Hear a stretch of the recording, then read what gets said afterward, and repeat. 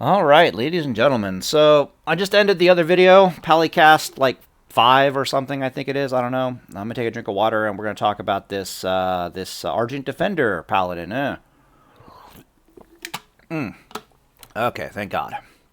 Okay, so let's start with some baseline stats. I've actually written the stuff down here. So what we're talking about, if you didn't see the end of the Palicast video, is I started asking myself with the Argent Defender Paladin playstyle. If you don't know, the Argent Defender Paladin at this point is you're an Argent Defender Paladin, and you're supposed to be Seal Twisting, Seal of Blood, and Seal of Command with your auto attacks because you can get 3 procs, right? Seal of Blood will proc on the auto, then Seal of Command will proc on the auto, and then Seal of Blood can proc on Seal of Command. And your DPS output is very similar to that of a well, I guess that didn't help at all, did it? I got the math around here somewhere. Your DPS output is very similar to that of, is this Seal of Blood RNG, or is that me just bitching about Seal of Blood? Is this the math? I don't know. This might just be me bitching. Layman's terms, Seal of Blood, twist. No, it's not the math. Oh man, our video's already scuffed, boys. But you know, welcome to Seal of Blood PNG. Seal of Blood PNG. Where? This is PNG 4. Where's the math? All right, whatever. I guess you'll just have to take my word for it. Maybe you can go look at the video. That's Mechateca stuff. Mechateca, Seal of Blood, TBC stats and figures. No, Seal of Blood. Oh, what's this? You got math? Fuck off. Anyways, I made a whole video. We did the math in that damn video. For some reason, I can't find it here. Oh, maybe this is it. Ah, seal twisting. Yeah. Okay, there we go. I found it. Okay, so our conclusion was that if I'm seal twisting, seal of blood, and seal of command in the exact same gear as like a deep, a paladin using Crusader Strike, the Crusader Strike, under PvP conditions, it's going to be pumping out about 332% weapon damage every 6 seconds. Whereas if I don't have Crusader Strike and I'm just twisting Seal of Blood, Seal of Command, I do about 300% auto attack twist damage. So the idea that I had was, what if I stopped using melee physical damage and I was a spell power paladin?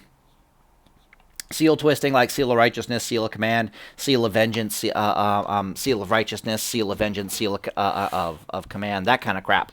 Like, what does that look like as far as DPS goes? Especially since Seal of Righteousness starts coming online as far as judgment damage is concerned.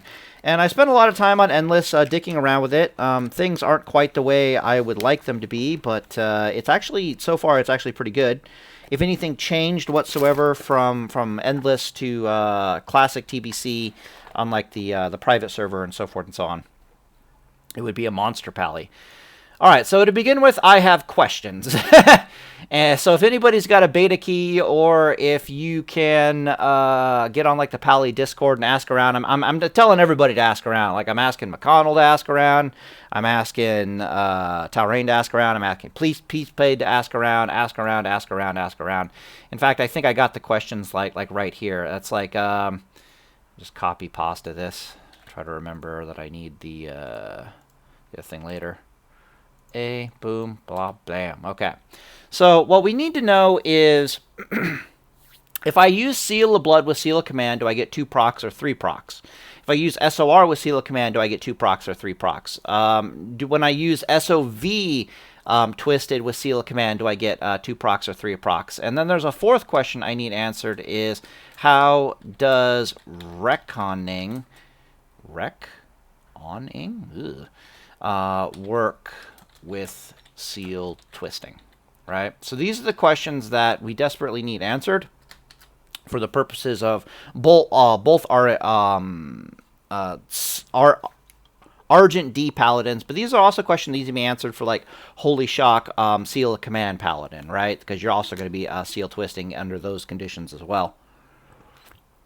Might be a spell power, might be a physical paladin under those, hard to say. So on Endless, I'll just type it in here for Endless. So on Endless, Endless equals 3. Endless equals 3 procs for SOR and command, but it's basically 2 for everything else. So it's only 2 for SOR and 2 for SOV, meaning that so you get 1 like Seal of Righteousness proc, you get 1 Seal of Command proc on the twist. Nothing interesting going there.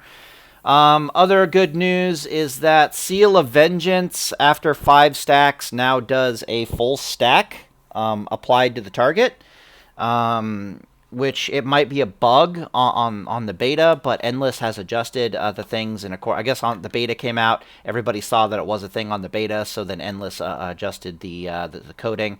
So on Endless now, when you have 5 stacks of Seal of Vengeance, your next proc of Seal of Vengeance does actually hit the target. Ugh, thank you. Watch that just reconnect and piss me off all of a sudden. What this means is I need to turn off the volume. Come here. Boop. VPN. Okay, you're gone and you're okay. Hopefully you guys can still hear me. Let me test it. Yeah, you guys usually do. All right. So let's talk about the base stats of this stupid Paladin that I've been trying to put together so far. Well, those are the questions we need answered. I'm going to delete this, and I'm going to start talking to you guys about the base stats. In fact, I think I will pause the video to save your guys' sanity and type them out real fast here. Alright, we should be back. Alright, so here's the base stats that I've been tinkering with on Vengeance so far. Vengeance, my bad, the Endless private server doesn't really have the gear for me to well optimize the build, nor do I have enough experience with my Paladin, or this type of Paladin so far, to even know what the fuck I need to be doing with optimization of the build. Blah, blah, blah, blah, blah. The build is currently horrifyingly unoptimized, so just bear with me on this subject. I can probably squeeze out some efficiencies here and there. But currently on Endless, we have about 11k HP on this Paladin. Keep in mind, this is an Argent Defender Paladin with 11k HP, so its effective HP is probably closer to, like, 15, 16k, some shit like that. It's a lot scarier than it actually looks. So you have significantly more effective HP than the Holy Shock Paladin, but that can be debated. Why does... So annoying. Come here. No, come here. You can stay there now. Fuck off. Your Holy Lights. So the nice thing about this Paladin is you're running around with about 500 spell power, about 700 spell power if you put Judgment of the Crusader on the target, which is actually kind of advisable. If you're putting Judgment of the Crusader on the target as far as 1v1 scenario is concerned, then you start having some slight mana issues with this build. But if you have both on, like, your 2 Paladins or some shit like that under PvP conditions, we'll talk about it later, right? So you're running around with about 500 spell power. The reason why you're down a lot of spell power is you had to pick up a bunch of MP5. So if you don't have to have a bunch of MP5 gear, like I ended up picking up like a shit ton of... What I want to describe to you is there's a lot of weird little stats you need with this build. So let me list them off real fast here, just so we're all on the same page. All right, so you want spell power, right? Obviously. You also want melee, I think it's haste, and then AKA you want WEP to be about 3-second speed. This is for DPS purposes. The reason being that the 3-second speed weapon lines up extremely well with your GCD cycle, right? Like you got 1 GCD for defense, and then you seal twist, and then 1 GCD for defense, and then you seal twist, and so forth and so on. So you're making maximum use of your DCD usages. Also, the speed of the weapon, it doesn't really help SOR all that much. SOR in TBC, at least on Endless, what it does is it does 10% of your spell power ratio per 1 second of swing timer. It's not like classic World of Warcraft where it's just a flat number. So if I'm swinging my speed at my weapon is 3 seconds, I'll do 30% of my spell power ratio plus a base amount. That base amount, of course, depends upon what rank you're using, and then what is the base speed of your weapon, if that makes any sense. That's why I had to write down a bunch of like hard stat figures, because there's no real way to start calculating all that's going on with this without getting some hard numbers going. So you kind of want some melee haste. You're not really unhappy to see it. So I've been using like Cataclysm's Edge, which is a 3.5 speed weapon. I have a little bit of melee haste here and there, which puts it down closer to like a 3-second speed. I'm not super unhappy about that. It's a low priority stat compared to spell power, obviously, but it is definitely something you want. You also want casting spell haste. There we go. There's the one. And you, aka about 10% haste.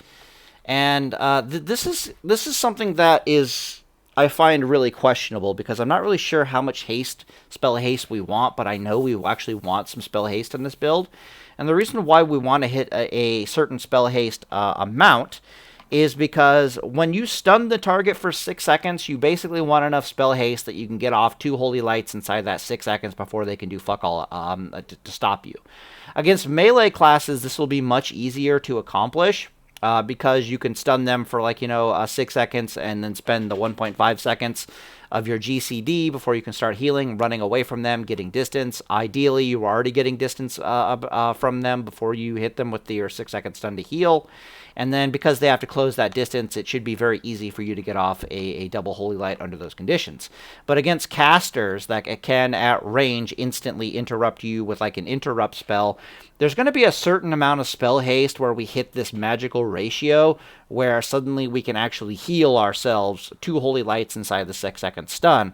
And once we achieve that, then we're cooking with gas. It's definitely something we should be looking into. Interestingly enough, since we are a spell power paladin now, it's very synergetic. Spell haste. It's very easy for us to pick up spell haste. I'm not entirely sure how much spell haste we need, because I'm not entirely sure if the spell haste affects the GCD of like the 6-second stun, right? It's like, am I stunning my target and then my spell haste is also affecting that GCD? It's reducing it by 10%, and so I don't need 10% spell haste. Like, I've been tinkering with it on the henhouse server, and it does seem, I don't know how it works on actual retail with the spell batching window and all that kind of stuff, right? So I don't know where that breakpoint is for spell haste, but by God, we need some fucking spell haste so we can get out 2 holy lights without our targets being able to do anything about it.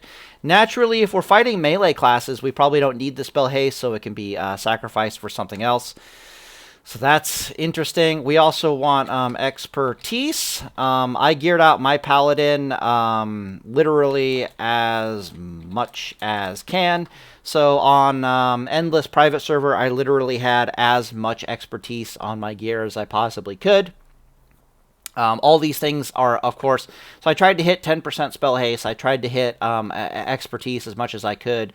I tried, then we need MP5. Like, we literally need as much as can get. In theory, there's going to be a breakpoint for the MP5, right?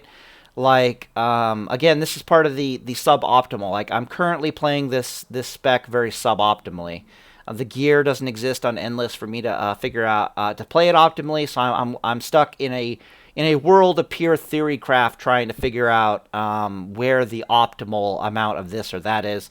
Part of the optimization, of course, is, am I being mana efficient or not with my spells? What is the mana efficient thing to do? It's like, am I judging wisdom on the target and foregoing the extra 200 spell power from Judgment of the Crusader, but instead I don't take MP5 gear, I take like more spell power gear in exchange, or well, there's so many options, right? So many different variations, and then like how much MP5 is too much MP5 gear, and blah blah blah blah blah blah blah. But I know you definitely want MP5. So in the build that I was messing around with, I ended up having about 100 MP5. It was quite serviceable in the mana department, believe it or not. Like, I didn't feel super stressed with my mana, to be perfectly honest. I was actually able to engage enemy spellcasters very mana efficiently, if that makes any sense. Like, I didn't feel like I needed more MP5. I felt like I needed to play my class better. But I don't know if playing my class better would... It's just an optimization issue. Just bear with me, right? So I ended up having like 100 MP5.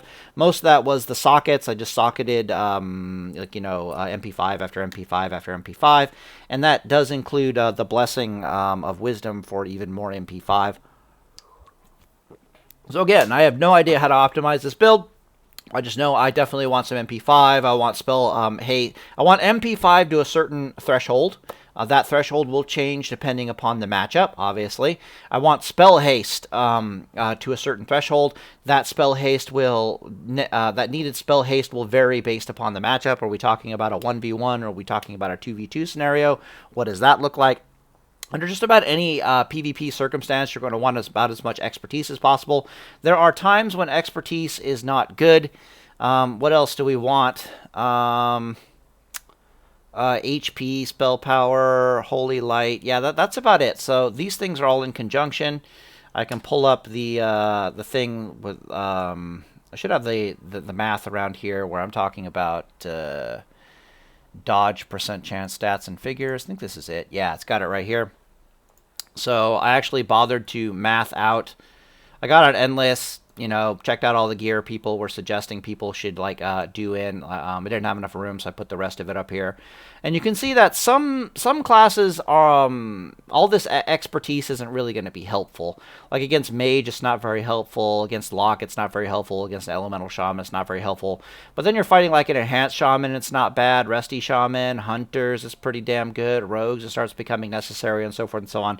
So I was running around with 5% expertise, meaning that I'm negating my opponent's chance to dodge me by 5% and to parry me by 5%, which is about as much as you can possibly get on any character. Like that's human with your 3-piece Lightbringer, boots, belt, and bracers, I think. But you sacrifice that. It doesn't have spell power on it at all, but it has melee haste, which is kind of nice, and yada yada yada, right? So you want all these damn stats, but let's pull up the calculator since I gave you some raw numbers here. Try to find us a calculator. There we go. So as you saw, we were doing about... Okay, so basically, to start off with, here's your options. Option number 1 is that you seal twist SOR into a Seal of Vengeance, right? And this is technically your maximum amount of DPS. Did I actually write that down, what a Seal of Command? I don't think I did. Okay, because Seal of Command actually has some spell power ratio. Seal of Command proc equals... This is something that also... This is all endless information. So this is all stuff that needs to be tested on the beta, if that makes any sense. So a Seal of Command proc is 700 damage. That's mostly due to the fact it actually has some spell power ratio behind it. You can see that this and this... it lines up all right, but, there's some spell power there. Okay, so what do I want to talk about here? So option number 1 is that you do Seal of Vengeance into SOR, right? Which is your most mana-intensive seal because one of them is 212 mana with Benediction, and the other one is 221 mana with Benediction, as opposed to seal twisting like a rank 1 Seal of Command with either Vengeance or Seal of Righteousness. Procs do not proc, so Seal of Command... proc will not proc Vengeance. It will not proc SOR, which is kind of sad. Again, we need to test that on the beta. There we go. But let's do our most mana intensive. So if memory serves, it's 480 for an SOR proc, and then Seal of Vengeance will be procking for about 280. It's 270, 280. To be very honest, it's the melee swing does 288. And then the tick does 270, so I just split the difference. I was okay, that's weird. 280 it is. So it'll actually proc at 5 stacks an additional 280 holy damage. But then, of course, it's also ticking at, for 280 every 3 seconds. And since we're doing a melee attack every, round about 3 seconds, I just throw it all in. And then, of course, you're also doing, like, 650 melee damage. This is melee damage after armor has been factored, if that makes any sense. So don't worry about it too much. So as you can see, we're doing close to about 1,700 damage every 3 seconds with our auto attacks. That's if we can get to 3 seconds or so. I think I have a little bit of haste. The expertise gear, which is the only expertise gear in the game for a paladin, which you're a fucking idiot if you don't take it as a melee paladin, it just has haste on it. So if we're doing this every 3 seconds, you can already see we're at, like, 560 some or so odd DPS. I'll just split the difference and say we're doing about 560 DPS, and we'll knock it down a little bit. And that's just with our auto attacks and our seal twisting. And a lot of this, of course, is holy damage, which is very interesting. Then our judgments are lighting off at an average of, like, 875. Like, we got SORs judging at about 850. And then Seal of Vengeance judgment damage scales apparently now with how many stacks of Vengeance you have on the target. So at 5 out of 5, it does like 900 damage at 700 spell power. This is all at 700 spell power, by the way. So on average, you're doing like this divided by 8, right? 8-second judgments. And so you get the point. What do we have? We had like 560 DPS. So you can see we're getting very close to being around about 700 DPS. This is really good DPS, believe it or not, as a paladin. We haven't factored in consecration or anything else into the equation. This also is not factoring in. What's the other thing? Is your true DPS rotation, what it actually looks like. Okay, so that's SOR and Vengeance are most mana intensive, right? But what if we're using Seal of Command, like Seal of Righteousness, that kind of a thing, right? Well, in that case, you're doing like 480 per attack. Actually, we should start off with the command. When command procs, it does 600, but it's only going to proc about half the time, so you're going to get about 300 damage out of your command proc. Holy damage, right? And then, of course, we add the 480 from the SOR, and then we add the 650 from the melee attack. And so, divide that by like 3. And so you're sitting at about 470 DPS. Add another, I think it was like 109 from judgment damage. And you're sitting at substantially reduced DPS compared to our more mana-intensive thing. However, our true DPS rotation, if we're being absolutely psychotic about it, is going to be to stack Vengeance up to 5 and then let it keep ticking away. And then we go into like rank 1 Seal of Command and then SOR Seal of Command. The other option is like Seal of Vengeance Seal of Command. But that one would be like, 280 plus 280 plus 300 plus 650 equals divided by 3 equals plus 109 equals. You can already see that it's a little better if we're seal twisting Vengeance with seal rather than Righteousness with seal of damn it, what is it? Seal of Command, rank 1. But we're still not quite there.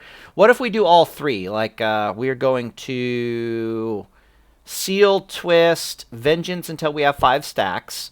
But then we're going into rank 1 SOR, no, my bad, max rank SOR, then rank 1 seal of we're doing it intermediately. Well, what that ends up looking like is, let me think, oh god, this math is going to be so painful. Okay, 280 plus 480 plus 30 plus 650. Okay, so this is just, what do I want to do? Because it's every 3, right? Let me think. Yeah, in practice, it's basically every 3. Okay, I'm going to pause the video for a second. I'm going to math this out for us real fast. Because there's actually a rotation here, and the rotation is, it's like I have enough time to do like two rank 1 SORs while the thing is ticking, like seal twists. But then I have to do it's like every 3 seal twist opportunities, the 3rd seal twist has to be a Seal of Vengeance in order to keep the Seal of Vengeance uptime. So I'm actually going to math that out real fast if you don't mind. Alright, so math seems to be saying that we're actually not even doing more damage. So that was kind of fun. It ends up looking something like this, I guess. So literally it was like, let me see here. Yeah, it's like 480 plus, that's our SOR. And then this is our command. And then this is our melee attack damage. And of course we add all that up, and then we have to times that by 2 because we're technically in a rotation. And then this would be 2 auto attacks that are going off, and then we have to add the Seal Twist auto attack that reapplies the Seal of Vengeance, if that makes any sense. So this is our SOR damage when we're reapplying it, and then this is our Vengeance damage when we reapply it. And then we go equals, wait a minute. And then I have to add another 650 for the melee attack. Okay, so now we have our Vengeance reapplied. But then we, this entire time we've had like these 3 Vengeance ticks that have gone off, which I'm adding right now. Right, we add all that up, and then we have to divide it by 9 because this whole event has theoretically taken place over 9 seconds. It's probably closer to like 10 seconds. But even if I divide it only by 9, you can see that we're still. Then I have to add like another 109 DPS from judging damage, and you can still see that we're not really doing all that much damage than if we did our more mana. Basically, we're doing a more complex rotation that'll be hard to pull off, but we're not doing any more damage than if we just did like SOR into Vengeance, if that makes any sense. Although in theory we are a little bit more mana conservative with this build, but the rotation begins to break down, like, if you start and think about it, because technically I did an SOR into a Vengeance twist, right, in order to reapply it. I guess then I have to, like, judge the SOR into the... Yeah, I have to judge the damage into the target. So this is where we get off our judgment. So the Vengeance is being judged into the target under these twist conditions, because you end up judging the seal that you're applying, which kind of sucks. Then I guess I have to twist back up again. So yeah, I guess the rotation works technically. So maybe we're a little bit more mana efficient, but this. Where it really begins to break down is that this is a very, like, let's say the opponent stuns us at like the wrong time, or they're CCing us and we desperately need to get out of a CC.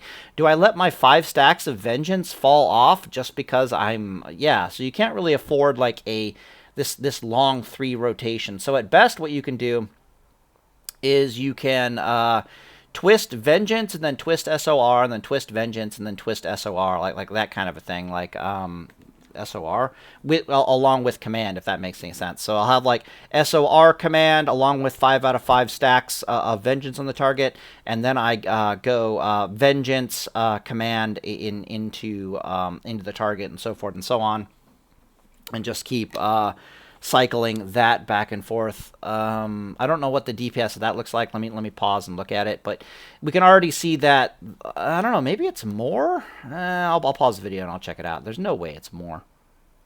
Alright, I did the math.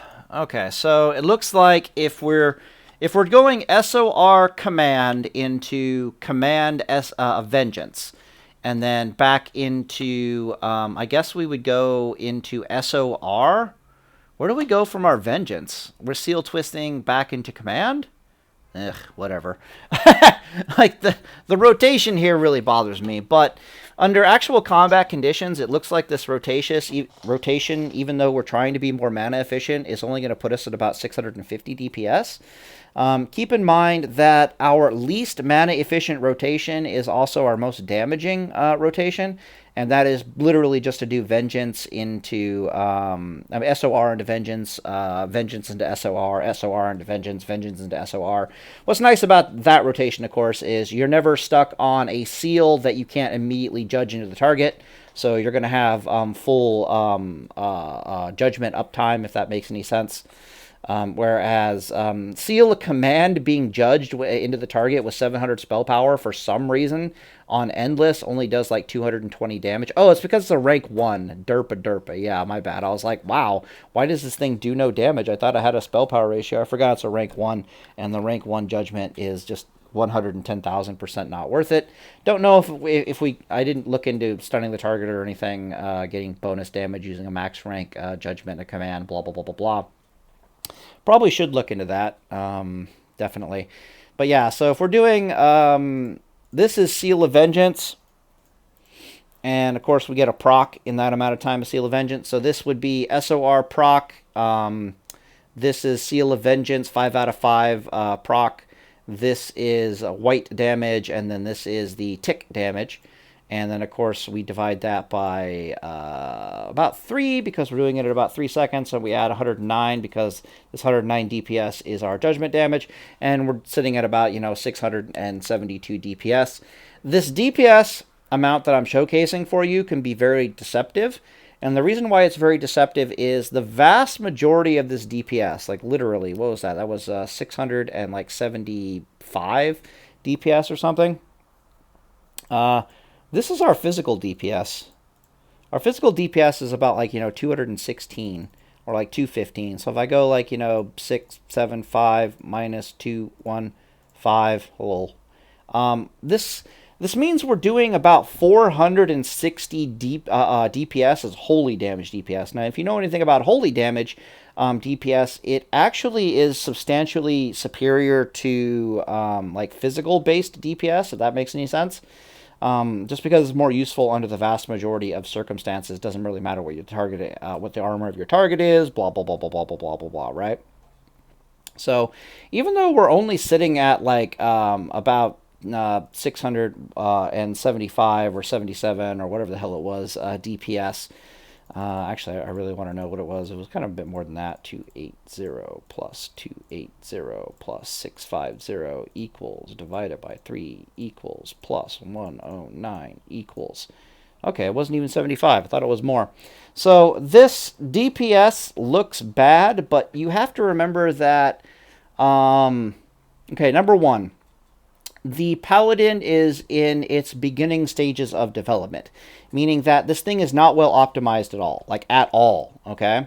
And keep in mind, I sacrificed a metric shit ton of spell power in order to pick up a bunch of expertise, and I sacrificed a bunch of stats in order to pick up a bunch of MP5. That's basically, our MP5 was here. I guess I could technically have expertise here. Expertise was the maximum. It was 5 out of 5%. So I sacrificed for the MP5. I sacrificed for the expertise. I ended up trying to get 10% spell haste rating in this gear. And, of course, that is also a sacrifice. You might be able to get better stats elsewhere. Don't know. So I sacrificed a bunch to get these stats as much as I could. And then even with all this sacrificing to try to hit certain breakpoints and so forth and so on, I'm still very close to about 700 DPS, especially if we factor in that the vast majority of this DPS is actually, what the fuck? It's holy damage. Now, to put that in perspective, the 9,000 HP glass cannon Crusader Strike Deep Ret Paladin that you're supposed to go into arena with, paired with a Shaman, because that's the only viable thing to pair it with. That glass cannon Ret build barely gets over 700 physical DPS, if that makes any sense. He doesn't have over 700 physical DPS under PvP conditions because he's got a Resto Shaman buffing him up, obviously. But on paper, he's min-maxed to the extreme. He's doing barely over 700, mostly physical DPS. So for us to have all these stats, for us to be hitting things like 10% spell haste, maximizing our expertise, for us to be having a metric shit ton of MP5, and this is including using the blessing for MP5 as opposed to boosting whatever these damaging stats over here, or our durability, which doesn't really make much sense. Because you're gonna either be, I would choose, you're either gonna be using Blessing of Sanctuary, or you're going to be using Blessing of Light, believe it or not, or you're going to be using the MP5, with the MP5 just being the general catch-all, pretty decent one, if that makes any sense. The gear, the build, of course, is highly customizable. You can always switch to a sword and board style. since you are an MP5 gear with the sword and board style. When you go sword and board, your spell power tends to jump up rather significantly. It jumps up by about 300, so you end up having more like 1,000 spell power, and you can't twist anymore. That's the problem. Once you go sword and board, you can't really twist. So you lose a lot of DPS there, but you gain a bunch of other advantages. Very tactically flexible Paladin. Your healing capability compared to the other Paladins is extremely good. So, for example, the Glass Cannon Ret Paladin cannot heal themselves to save their fucking lives. Like, they are all in on the, I'm going to do so much damage to you that I'm going to force you to heal. And if you're healing, then I'm healing. Like, that's kind of their situation. Like, they're all in. So, their healing capability is absolutely crap. Even though they can stun the target every 35 seconds, that their healing is absolutely kind of miserable.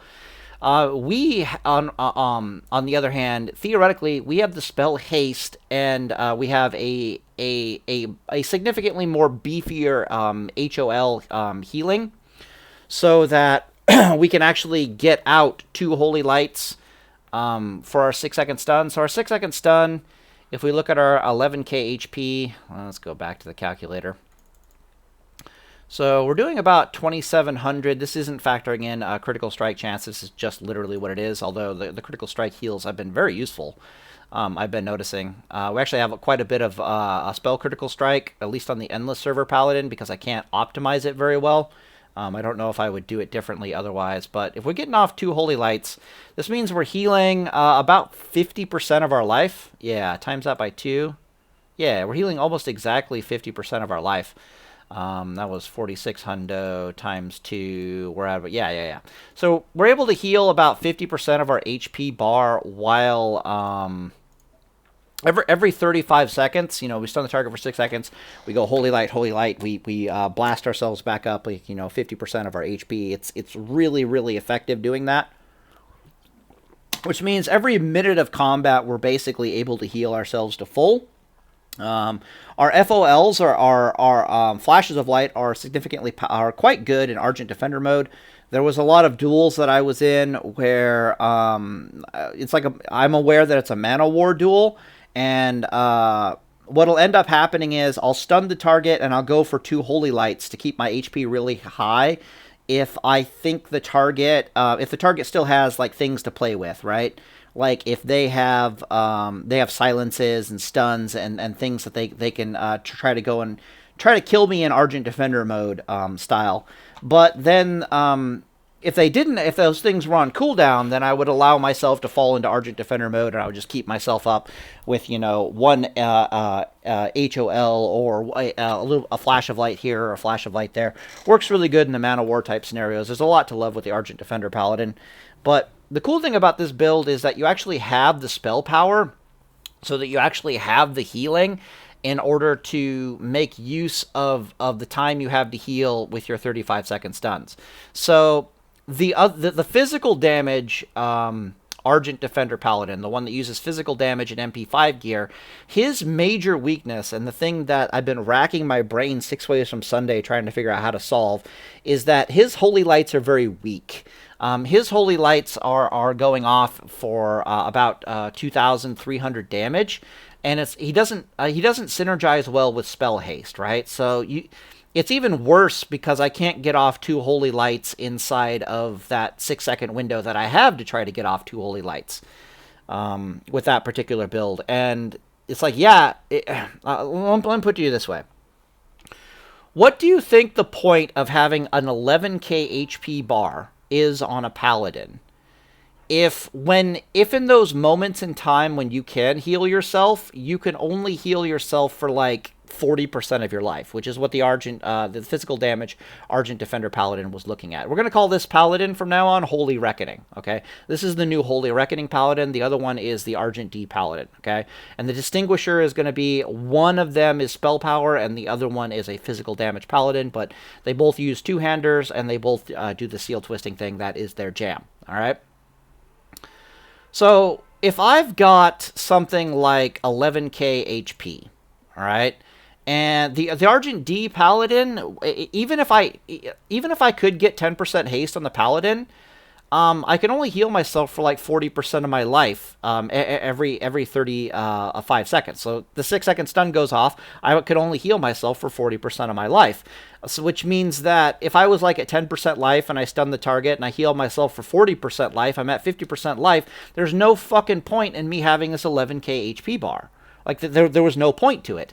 And that's kind of what made the build work in the first place, was I started realizing there was no point to having such a high HP bar if I can't heal myself to full in those windows when I can actually heal myself.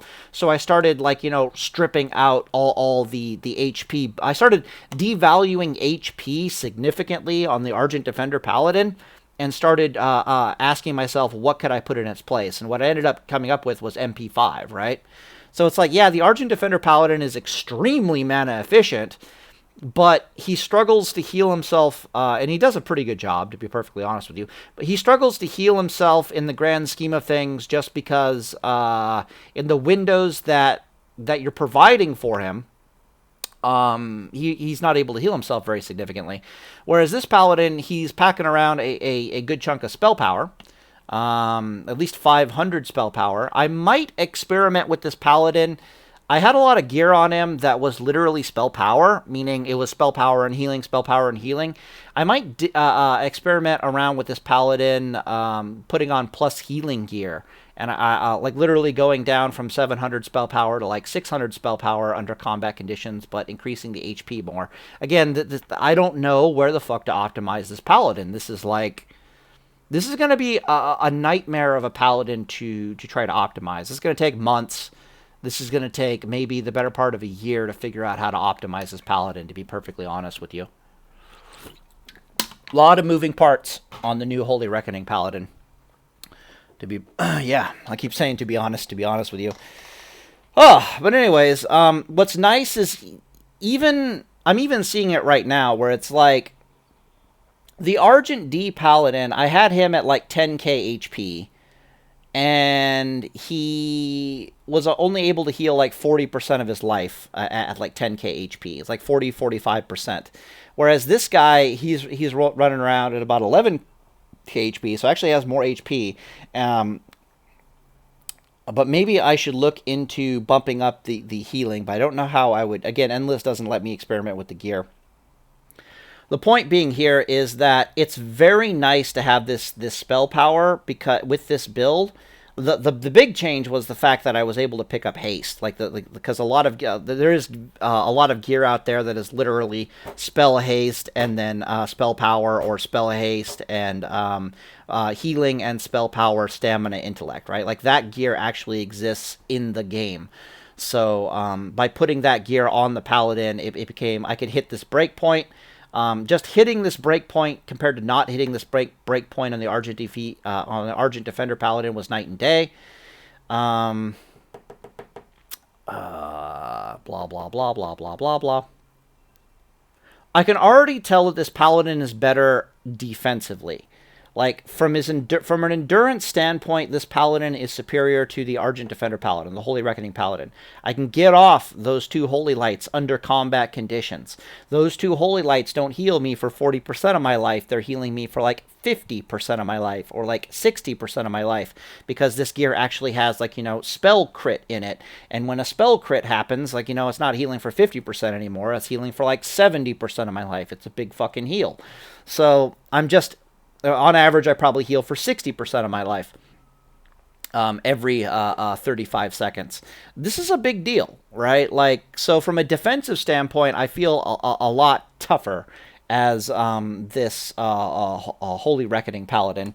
MP5 levels are still serviceable to decent. The one thing I don't like about this Paladin is that it very much needs Judgment of the Crusader. So the Argent Defender Paladin was extremely mana efficient because Judgment of the Crusader does absolutely nothing for it. You're seal twisting command with blood, and command and blood potentially give up to 3 procs, right? Sometimes it's 2, sometimes it's 1, sometimes it's between 1 to 3 procs. Basically, what ends up happening. Is it ever 2? No, it's never 2. It's either 1 proc or 3 procs with the Argent Defender Paladin, Seal of Blood. So how do I explain this? Yeah, I think your DPS is superior. The Argent Defender Paladin is running around with about 500 DPS, give or take. It might be closer to like 600 DPS. Yes, no, but you're not judging any damage. Yeah, because you can't judge with that. So yeah, the Argent Defender Paladin is running around. Comparing this to the Argent Defender Paladin. So we've compared this Paladin to the Seal of Command Paladin. I mean, Seal of the Crusader Paladin. No. We've compared this Paladin to Crusader Strike Paladin, to the Deep Rep Paladin, and it is objectively superior. In theory, it's also objectively superior if you were to take it into Arena, right? Let me actually, just in case you've never seen any of my Argent Paladin videos for some reason, or you need a refresher, I'll put in the 1, 2, 3, 1, 2, 1, 1, 2, 3, 4, 5, 1, 2, 3, 4, 5. There's expertise here, right? No, it's just increasing 1, 2. Good shit. We might put a point here. Don't know. 5 here, 2 here, 3 here, 1 here, 3 here. I've been putting in a Divine Intellect. Might is kind of useless on this build, one way or the other, and I think we got 3 points remaining. We should put our 3 points right here. What the fuck? Why do I still have points? I should not have points. Okay, yeah, we're out. Good. So the reason why we have this is we're almost always using improved concentration aura. Oh, that's why I was having trouble with that mage. So I was having a really easy fight with a mage for a long period of time, and then I switched over to frost resistance aura, and I suddenly started having issues fighting the mage. It was because I was in improved concentration aura. I'm a fucking idiot. Oh my god. Because he would like silence me, and I was wondering why the silences hadn't worn off yet. I'm like, I should be healing now. This doesn't make any sense. I'm an idiot. Okay, so you can see we got 42% here. This is going to be another 50%, so we got like a 92% chance not to be interrupted when we're casting. In theory, you can strip a point out of Holy Shield, put the point over here. These are also technically spare points if you don't want, so you can put like 3 points into Vindication if you think that's the way to go. Maybe you put 3 points into Seal of Righteousness. I really don't know. Again, there's a lot of weird little optimization things that need to be sorted out. But there's also other builds that can use this crap, right? So for example, there's a 1, 2, 3, 1, 2, 3, 1, 2. Yeah, there's a you can also be like a Holy Shock Paladin. See, going for Seal of Command might not be necessary. You definitely want to improve judgment with this build, I think. I don't know. Oh my god. There are so many different specs that could make use of this tactic, where you're a spell power paladin, but you're two-handed seal twisting. That's a good question. What else is good? All right, well, I'm just going to throw in points. I'm going to see if I can't get down to Holy Guidance down here, or do I want to go down here for the mana efficiency and the sanctity aura? Ooh, man, this is kind of interesting. We technically don't need to be here. Like, we technically don't need to be Seal of Command. You can Seal Twist Vengeance and SOR just fine. Like, that was the optimal Seal Twist, believe it or not. So maybe we... Oh my goodness. What is this Paladin? I don't understand. What? There's no point in not putting 5 out of 5. Yeah, because we're doing a lot of Seal Twisting. Okay. Illumination. That would not be half bad under these conditions. Right, but we're giving up on the Improved Hammer of Justice, and this is kind of a big deal. This build really does synergize well with Improved Hammer of Justice. Let's just see how deep we can go. And definitely put points in here. Holy Powers, fucking useless. Cleanse and Exorcism, also fucking useless. Yeah, that's not entirely useless. That's also not entirely useless. Okay, we got Holy Shock. 23 points remaining. Requires 15. Okay, so we're still in strike range. Huh. There, why not? Whatever. Ooh, whoa. This technically saves us from having to get as much spell haste. That's interesting. Gives your Holy Light spell a 100% chance, lasts 15 seconds, reduce the cast time. Yeah, okay, so we suddenly skimp on spell haste. So I can make it down here to Holy Guidance. I still have 14 points left. What the fuck is this Paladin so far? This is interesting. This increases your spell power quite substantially on this build. All right. Do I think I can make it down there? Fuck no, I can't make it down there. What are you, smoking crack or something? Yeah, 1 point left. Boop. Strip these points out, see if we can make it. Okay, so we lost DPS here, but not significantly. We're less mana efficient here. 1 point there. Oh, we made it. Okay, that's good to go. Definitely want to pick that up and go some concentration aura, or maybe we put 3 out of 3 concentration aura. Ooh, I might have to go test this. Okay, so we don't have Argent Defender. We're missing Reckoning. That's a big problem. We're missing Blessing of Sanctuary. It's okay. Sacred Duty, missing that. It's a big issue. There's a lot of good stuff down here that we're missing, but we did pick up a good bit of spell power. We do have a Holy Shock now, which is technically an okay exchange for Argent Defender, to be perfectly honest. We have Illumination. That makes us more mana efficient. A little bit more mana efficient here. Maybe I strip this fucking point out. Yeah, go away, Blessed Life. Put the point in there. I'm going to have to go test this. Light's Grace. This means I don't have to hit my spell haste quite as efficiently, because my second Holy Light is going to be amplified significantly as far as its speed is concerned. I do have to... Yeah, I don't know. All right, well, let's continue talking about it. So there's a bunch of specs that can make use of this. Now, keep in mind, the spec that we're talking about here is you're a two-handed paladin using spell-powered gear. You're looking to hit certain ratios, either in your expertise, in your MP5, or thresholds, in your expertise, your MP5, your spell haste. Melee haste is probably the least prioritized. I'll have to make a video once I figure out like how you'll actually want to prioritize this, right? Like because this build will actually operate on a stat priority system. Healing, HP levels. What else? Yeah, I guess number one priority would be spell power. And then your second priority would be to have enough MP5 for the task at hand. That might vary based upon what you're doing. So, for example, if you're in the arena with like a Resto Shaman, which is the next thing we're going to be talking about, taking this Paladin into the arena with a Resto Shaman, the MP5 might not be that big of a deal under those conditions. It might be a thing. It might not be a thing. I think it will be a thing, but we'll talk about that in a second. Spell haste. If you're solo, right? The spell haste is a big deal. So if we're talking about the 1v1, then your spell haste is probably your second most important priority.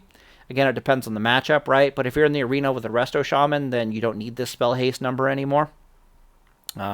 You can get rid of the spell haste. You can start picking up either more MP5, or you can pick up more spell power or more healing capability. Blah blah blah blah blah. If you're in the arena, your most important stats are probably going to be expertise. It's going to go spell power, MP5, expertise, probably in that order. You're not going to care about your spell haste. You probably won't really care about your melee haste either. Your healing capability will not be significantly important. Your MP5 and your spell power are going to be by far the biggest factors. So, for example, if you went into an arena with this Holy Reckoning Paladin, so you're a two-handed Argent Defender Paladin, you're not this thing here, even though this thing here would probably be even more viable in the arena than the Argent Defender Paladin. So you're either something like this, or you've gone down the ret tree, you've picked up like Sanctity Aura, you've got Sanctified Judgment, so to make yourself substantially more mana efficient in your build. But I don't know, the Improved Hammer of Justice is kind of a big deal. I guess you start stripping points out of here, you don't have Holy Shock, blah, blah, blah, blah, blah. I don't know what you would do. So there's like multiple... The world's our oyster with this build. This build thrives on so many different specs. So, for example, if I strip the points out here and I start going down here, just trying to think about it from a comparison perspective, 1, 2, 3. I go 3 here, 1 here, 1 here. Do I want Vengeance? Yeah, I think I do want to pick up Vengeance. Put 3 here. Don't need that. Eye for an eye is a little pointless. Oh, I want this thing. 1 here, 2 here. 5 out of 5 here, 3 here. Do we want anything else here? Increase your chance to critically hit.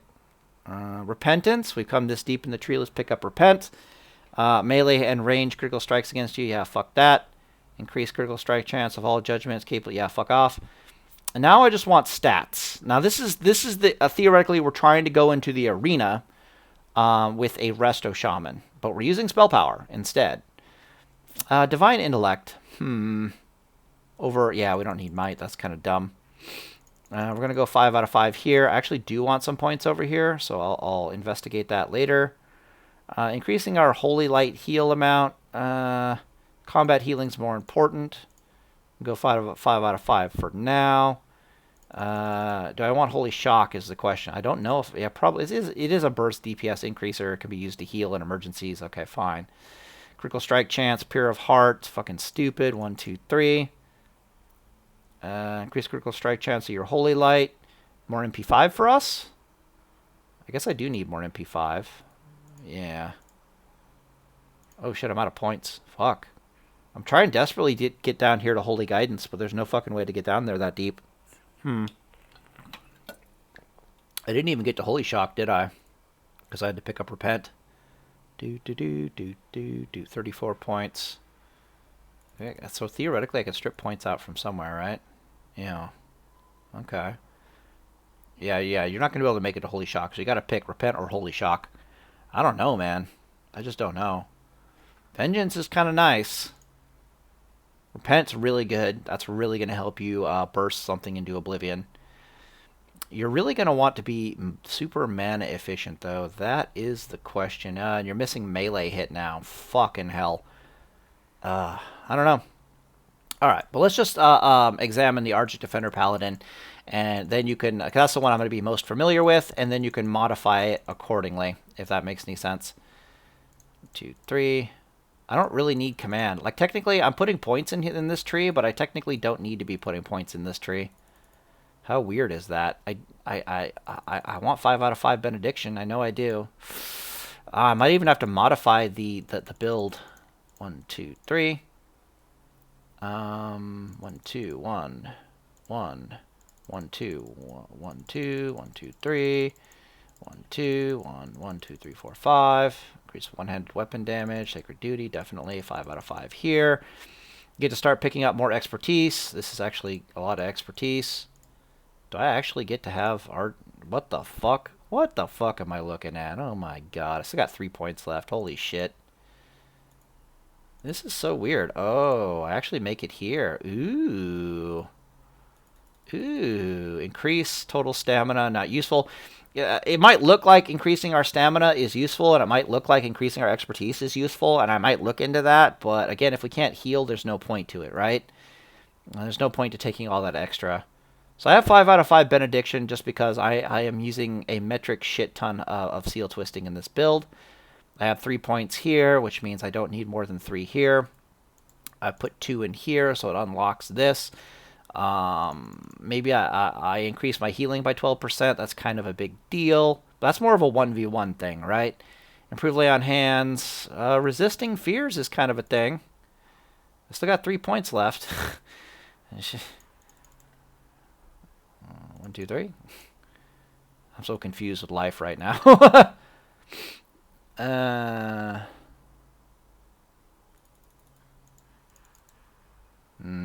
Give me a sec here, boys. Yeah. Yeah. Yeah! Yeah! Yeah, we're not quite making it down there. 38 points, though. Where are the extra points? Okay, the extra points are here. Right? Yeah, strip that out entirely. Can't strip anything else out, right? Yeah, okay. So 35 is the minimum in here. I really don't want to not have improved concentration aura. That is a big, big deal. And I guess, yeah, I guess I pick up damage here. I don't know what to do. I don't know what to do. Got 1 point left. Boop or boop. Boop or boop. I don't know. Also, Unyielding Faith. Disorient effects, yeah, that's kind of a big fucking deal. So for the 1v1 purposes, this might be the way to go. You can kind of live without Pursuit of Justice, to be perfectly fine. To be perfectly honest with this build, but then again, having Pursuit of Justice is kind of a big deal, so I don't know. Well, let's just talk about the arena for a second. So in the arena, this build, you're still going to want to build yourself to be a glass cannon, right? Especially if you're paired with a Resto Shaman. So I suppose that's one more thing we need to add to the list of things that we need to test. And then I guess we also need to test, because we need to test how does Seal Twisting work with Reckoning, but I guess we'll also need to test how does Seal Twisting work with Wind Fairy Totem. And then we also need to test how does Seal Twisting and Reckoning work with Wind Fairy Totem, even though that's probably never going to be a thing. So I don't know how Wind Fairy works with the Seal Twist. Does it apply all the Seal Twist to the Wind Fairy Totem? Because that's going to be a massive DPS increase. So in the arena, Reckoning is kind of useless. I can just tell you that right now, right? Like maybe Reckoning is basically pointless because nobody's really going to attack you. If they attack you, then you'll get some free wins, so maybe it's worth the points. You got nothing better to put the points in, so maybe you put 2 there, and you put 5 there, and you have like an extra 4 points. I'll start stripping things out. You're going to want the in-combat healing. So 3 out of 3, this really helps the shaman do his thing, right? And this thing over here really helps. It means that you can still heal as well. And you're going to want to have the intellect. So I have 11 fucking points left. Holy shit. What do we do? Do I go expertise and stamina out my ass? Do I increase my DPS substantially? Do I increase my heals considerably? Do I give us a substantial increase in MP5? Or do I resist fears more? I do not know. Actually, I could strip out all the points here. Yeah, I got 11 points left in this build. Or do I go deeper down this tree over here and I pick up things like Vindication and I just like do 3% more damage or 1% more damage or something? Or I pick up like an eye for an eye. Or do I go expertise over here? I mean, what the fuck do I do? I don't know. But anyways, you're going to want to make yourself a glass cannon 100% for sure. I don't know how it's going to synergize with Wind Fairy Totem quite yet.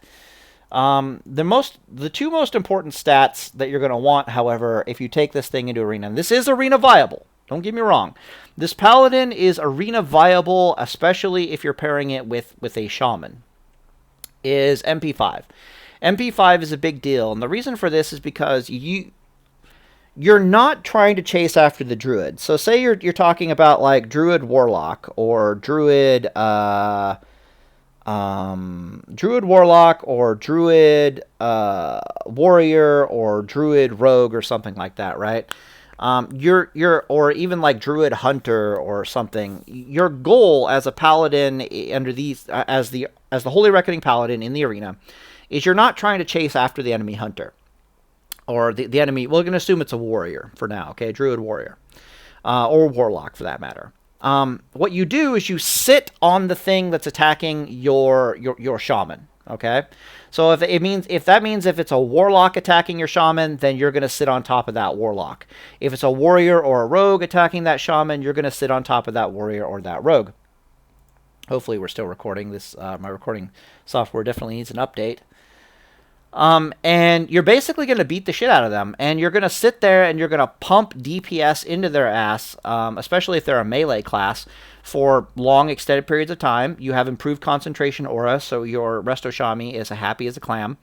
More importantly, a lot of specs will really struggle to kill a Resto Shaman. Like, they will really struggle to kill a Resto Shaman just on their own. Like, the Resto Shaman won't die for like 3 fucking minutes. It's like you could literally go make yourself a sandwich, like, and then come back, and the Resto Shaman would probably still be alive. Like, that's how hard they are to kill under arena conditions. And they're going to be technically impossible to kill because there's like another healer around supporting them. So picture this, right? Picture there's a warrior beating on the Resto Shaman, and then you're right behind the warrior beating on the warrior. Okay, the warrior's not going to die because he has a druid, a pocket druid healing him 6 hours from Sunday, but neither is the Resto Shaman ever going to die because the Resto Shaman, if he ever gets low on life, he's either getting a bop from you or you're just periodically stopping and you're healing the Resto Shaman. So periodically you're sacrificing your DPS to become a double healing comp temporarily just to keep the Resto Shaman up. So there's going to be a lot of comps out there that just cannot kill that Resto Shaman anymore. And if they ever try to turn their attention and kill you, you're a fucking Reckoning Paladin with Argent Defender. That's not going to happen. Or you're some kind of deep Ret Paladin build, or you're this Holy Guardian, Holy Guidance, Improved Hammer of Justice build, or some shit like that, right? So once again, all the two, you got Bubble, you got Blessing of Protection. All you have to do, and you can just go double heal comp, right? So my point is that you have two modes as this Paladin. You have your DPS mode, and the amount of DPS you can pump out is literally on par with as much DPS as virtually any other Paladin can throw out. We were sitting at about 670 DPS, most of that being holy damage. Holy Shock Paladins, they party around 700 to 800 DPS. That's if you're not forcing them to stop and heal themselves. If you're forcing them to stop and heal themselves, they end up doing about 500 DPS, give or take. So yeah, this is competitive with all the other Paladin specs as far as DPS is concerned. What makes it superior, theoretically, is that you're also a healer, right? And a lot of this DPS is also melee DPS, so you're actually benefiting from Wind Fury Totem. So once we start factoring in Wind Fury Totem, then your DPS is going to be literally just as scary as anything else.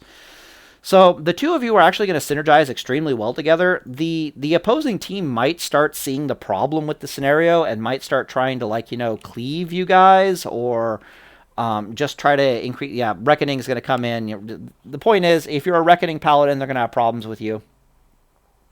They're not going to be able to kill the Shaman. So the second most important stat, besides just having really good DPS and good synergy with the Resto Shaman, and the ability to heal the Resto Shaman, is going to be your MP5. Because this Paladin can technically play a sustained game along with the Resto Shaman, if you're following me on this at all. The reason why the Paladin can play a sustained game is because the Resto Shamans have a water shield. It's a shield. It's like a lightning shield. Doesn't cost any mana, but every time it gives them MP5, and every time they're hit, they just get mana back. Meaning, if you're attacking a Resto Shaman with water shield, they virtually have infinite mana, if you're following me at all, right?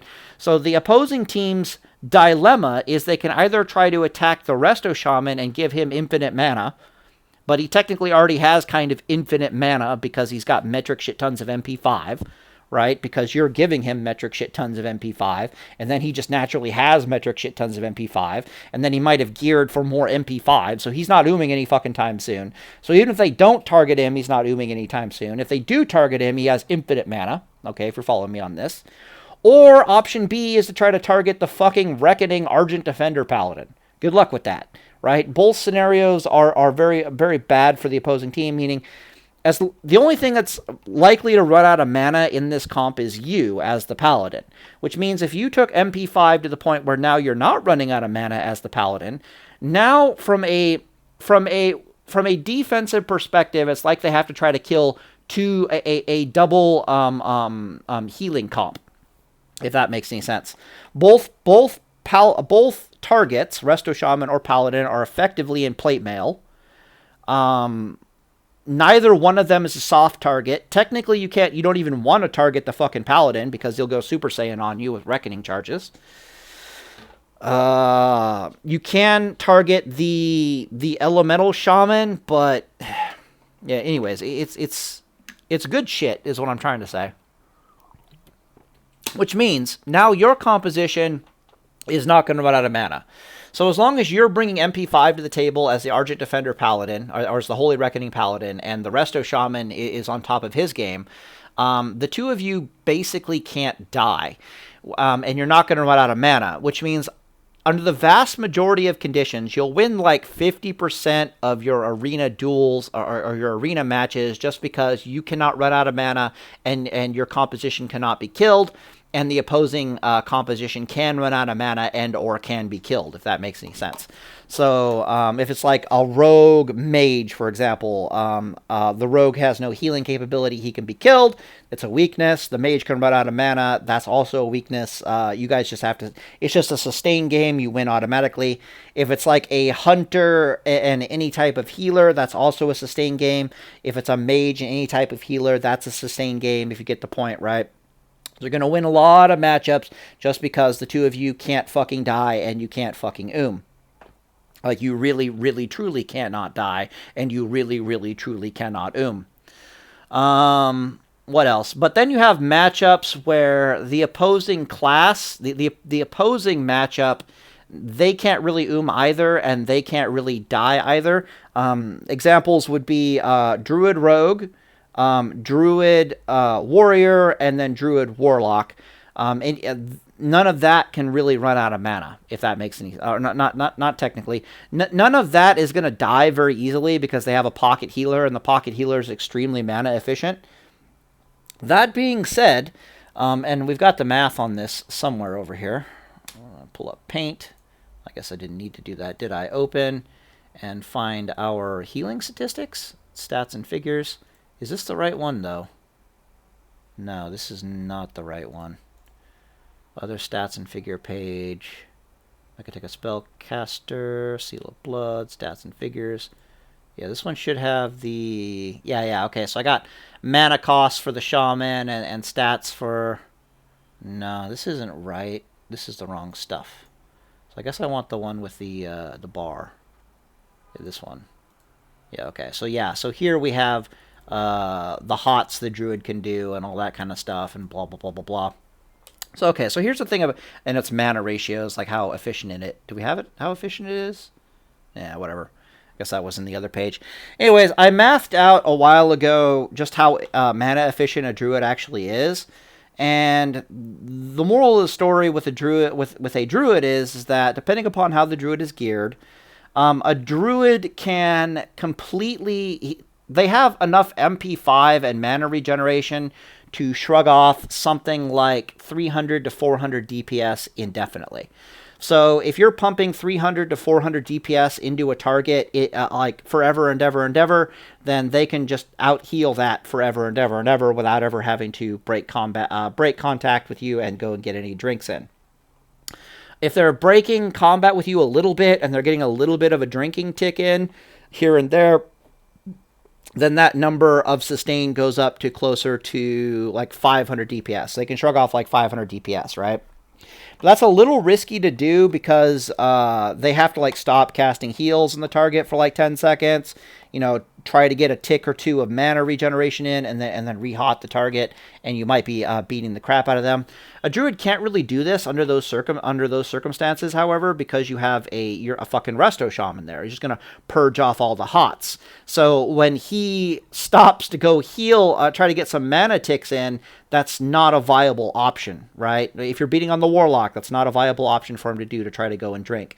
If you're beating on the warrior, not a viable option. If you're beating on the rogue, it's not really a viable option, because they'll just purge away your resto shaman will just purge off those hots, which means that if he wants to drink, he has to stop healing his partner for a grand total of about 12 seconds in order to get 2 drinks in, or two mana ticks in, if that makes any sense. Well, as we saw, you're doing, like, you know, with a Wind Fury Totem and like extra buffs and shit as a Glass Cannon Paladin. As a Glass Cannon Paladin who didn't have to worry about these extra shit like Spell Haste or to really go super crazy on the MP5 and so far, or Melee Haste and that kind of stuff, you're probably sitting at a solid 700 DPS. Most of that in the form of holy damage, right? You can just lean on the target virtually indefinitely, and eventually that poor druid will have to go and drink. But if he's trying to leave his partner alone for 12 seconds, under suffering like, you know, 700, 800 DPS, depending upon how Wind Fury Totem works, not to mention the Resto Shaman can notice what's happening and then add his DPS to the party. So at this point, let's say there's 700, let's say there's 900 DPS between the two of you, right? The druid's at 30% mana. Well, this whole time you've been leaning on the Druid's partner with about 700 DPS. Like 700, 800 spell power based DPS. Eventually that Druid's going to have to go and drink. He's not going to have a choice. He's going to be drink or continue the situation and die. But that's cue for the two of you to just ramp up your DPS, right? Like, okay, we'll ramp up our DPS to like 900 DPS now. Well, 10 seconds of 900 DPS, his partner is all but dead. So he got in like a drink tick, and now he desperately needs to heal his arena partner. You know what I mean? Or we've noticed the situation, like he's going to drink, and so we're all in on trying to kill him. The Resto Shaman is not fucking around anymore. We're using Bubble. We're using PvP trinkets. We're Earth Shocking. We're Chain Lightning. We're Lightning Bolting. Like, we're trying to blow up his partner. We're not letting him go and drink because we have too much DPS on the target in order to drink. In order for them to go and drink. So the point of this comp is that you're not trying to kill the healer. You're playing a mana war game with a Resto Shaman, if that makes any sense. Blah, blah, blah, blah, blah, blah, blah. So a lot of matchups, you're going to be playing the double healer game, and you're going to win through your raw sustain. Okay? And in the matchups that you cannot win through your raw sustain, you're going to win through your raw relentless DPS. And the fact that you're partnered with a Resto Shaman. So I personally believe that a combination of a Holy Reckoning Paladin and TBC, if played correctly and intelligently, paired with a Resto Shaman, it's a good Resto Shaman. It's looking like it might be the... it's either going to be the premier spec for twos, or comp for twos, or it's going to be on par with a double Holy Shock Paladin, if that makes any sense. I don't know about taking two of these paladins together in the arena. It's got pros and it's got cons. I mean, Reckoning is on the table. What's dumb about taking two of these into the arena together is that it's like, you don't have Wind Fury, but technically Reckoning's on the table, so technically you do have Wind Fury. But the problem is you're now missing Purge, right? So that Druid can technically... The Druid, under those conditions, can kind of go and drink, theoretically. But then again, you got two Argent Defender Paladins leaning on one of the targets with, 1,400 DPS or some shit like that. So maybe he still cannot go and drink. I'll have to go and look into it. But I think you start having mana issues at that point. I don't know. I don't like the comp too much, but it's certainly viable. Like it's suboptimal, but it's definitely viable to go into the arena with two Holy Reckoning Paladins. Actually,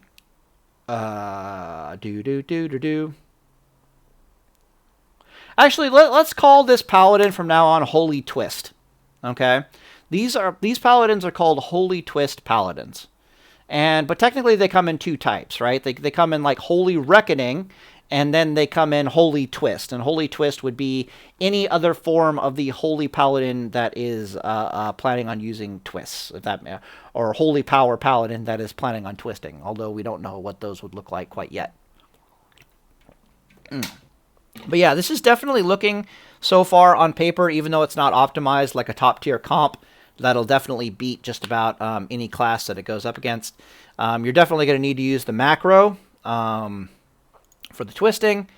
I made a video, but just in case you're too lazy to go find that video, it's slash stop attack. There we go. Attack. There we go. And then slash start attack. Yeah, two T's, right? Yeah. And then it's slash cast seal X, and then that seal can basically be anything. That's your seal of righteousness. That's your seal of vengeance. That's your seal of command. Blah blah blah blah blah. If you want to down rank, there's no space, brackets, and then you go like rank space 1 bracket, like that kind of a thing.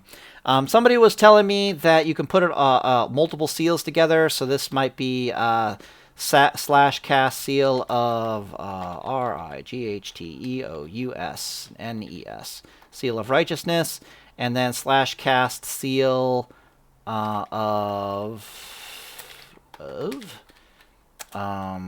vengeance. There we go. But I tested this out. It really didn't work too well. You know, trying to make one macro into two macro, trying to get all the seal twisting action into a single macro. Yeah, but I didn't have access to YouTube at the time, so I'll go and I'll re-examine that. But yeah, you have to use the twist macro. You have to click the macro twice. The first clicking of the macro actually it executes this. Because you literally, it executes in order. So it tells, no, that's not true. It does everything simultaneously. So it both stops and starts your attack at the same time. Well, my point is, if you reverse these, it doesn't work. So if you have /start attack, /stop attack, /cast, it will not work. What happens is your Paladin starts the attack, and then he immediately cancels the attack, and then he casts the seal. Like, he's just like, eh. But if you do it this way, what happens is, the first time you click it, it'll actually start the attack on the target. The second time you click it, it'll stop the attack on the target. But you got to click it like twice, and you got to do it pretty close together, but not too close together. You can go watch the video. So I was clicking it like 1, 2, 1, 2, 1, 2, that kind of thing. And that way it starts the attack. It successfully attacks the target. And then it casts the seal, and that's all done with the first click. And then the second click, what happens is it attempts to attack the target again. It fails because it can't, right? And then it stops the attack, and then it attempts to cast the seal, but it can't because, we're in a GCD, and it ends up working perfectly. So you have to use the seal twist macro, definitely 100%. Anyways, I totally need information to help me out with this build, you guys. If you know anybody who has beta testing, if you have access to the Paladin Discord or whatever the fuck, if you can figure this stuff out, much obliged to you. Again, we need to know how does seal twisting work, SOR into Vengeance. How does seal twisting work? Mostly it's about all the commands. Like rank 1 command with Vengeance, rank 1 command with Seal of Righteousness, rank 1 command with Seal of Blood. How does that work? Is it only 2 procs like on Endless, or is it, or do you actually get 3 procs out of it? Because that'll be a substantial DPS increase. How does it work with Reckoning? I think Reckoning, I don't know. I haven't tested it well enough on Endless. I'll have to get together with Talrain and actually test that out. How does it work with a Wind Fury Totem? Like, does the Wind Fury Totem proc extra procs that proc? So I just don't know. Other things that are, yeah, I guess that's about it. But it's looking like so far on paper and in practice, because I playtested this a bit, that we're looking at another Paladin monster. We're looking at a Paladin that is going to be probably going to make TBC interesting for players like myself. This Paladin changes things significantly enough that it actually makes me kind of want to play TBC now. Like, legitimately make me want to play TBC, because there's a lot of things that need to be sussed out here. Like, I don't know what gear is the most viable. I don't know what talents to even use in the vast majority of circumstances. There's a lot of nuance in this build as well with, how do I balance all these stats here along with the HP and yada yada yada, underlying mechanics and blah blah blah blah blah. So anyways, I'm gonna keep doing my thing, and yeah, day is full, boys. Definitely give me that information. I'll try to make a video later that actually showcases me using the Paladin. So far, I can use it perfectly on target dummies, obviously. I can't use it so well when I'm fighting against players, but I've been getting better at it, for sure. Anyways, day is full, boys.